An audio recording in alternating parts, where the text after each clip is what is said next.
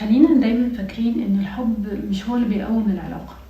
في عوامل كتير قوي بتخلي العلاقة تدوم، من ضمنها صفات الشخص نفسه. فتعالوا هنا نتكلم بقى عن اهم حاجة ممكن تخلي العلاقة تعيش احسن عشان نقدر نكمل التمارين بتاعتنا. الاهتمام. كل واحد فينا محتاج نوع اهتمام معين، بس ساعات الطرف الاخر ما بيقدرش يلبيه. ممكن تحت ضغط او تحت خناق يعمله لفترة وبعد كده ما بيقدرش يعمله، عشان دي حاجة في طبيعة شخصيته ممكن مش قادر عليها. فعشان كده التمرين في اليوم ده ان احنا نقعد نفهم الشخص ده قد ايه شاركنا، قد ايه الموضوع ده مهم جدا بالنسبة لي.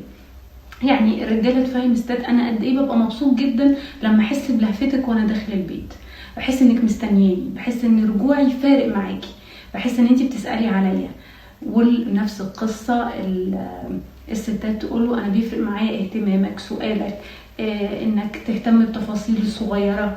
ونقول ايه المشكلة ان احنا مش قادرين نعمل ده، ونبتدي ندرب نفسنا. طيب انا الاحتياجات دي انا هعمل فيها احتياجاتك بالاهتمام هعمل فيها 1 2 3 4. احنا قلنا تمرين شبهه، بس هنا انا بحدد الاهتمام، لان المواقف دي لما احنا ما بنعملهاش هو بيحس انه ما يستاهلش او ما يستحقش، فبنأثر على شخصيته قوي وبنوجعه قوي.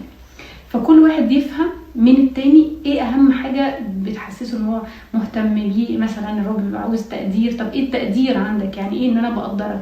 يعني وعلى فكرة ده هينفي مشاكل كتير جدا. يعني لما مثلا الراجل محتاج انت تعبت النهاردة عشان شكرا ان انت بتعمل ده عشاني، شكرا على اهتمامك بينا وان انت موفر لي حياة كريمة.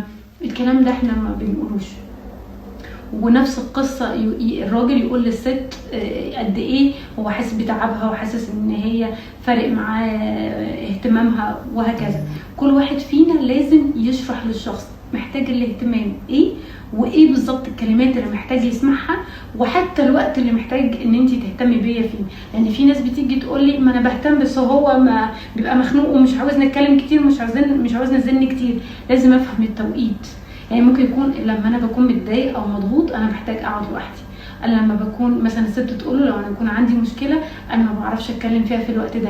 لازم نفهم وقت ومواعيد اللي هو محتاج فيها الاهتمام، والحاجات الخط العريض بتاع الاهتمام اللي هو ما يقدرش يتنازل عنه. ولما بيفقده بيحس ان عنده مشكله في العلاقه، ان العلاقه دي محسساه بالنقص. لازم تعرفوا الخطوط العريضه بتاعه الاهتمام، ودي اللي لازم تشتغل على نفسك. لان هو مفيش حاجه قبليني زي ما انا، لا احنا موجودين في العلاقه عشان نكمل احتياجات بعض. انت موجود عشان تلبي لي على الاقل الحد الادنى من الاهتمام، وانا كمان موجوده عشان البي لك الحد الادنى من الاهتمام. فالاول نفرق بين الخطوط العريضه وبين الحاجات اللي ممكن نشتغل عليها، ونكون عارفين كويس قوي ان احنا ده محتاج تدريب. فمش انا قلت لك وانت ما عملتش، لا قول مره واثنين وثلاثه لحد ما يخش في برمجته الجديده. كان موجودين.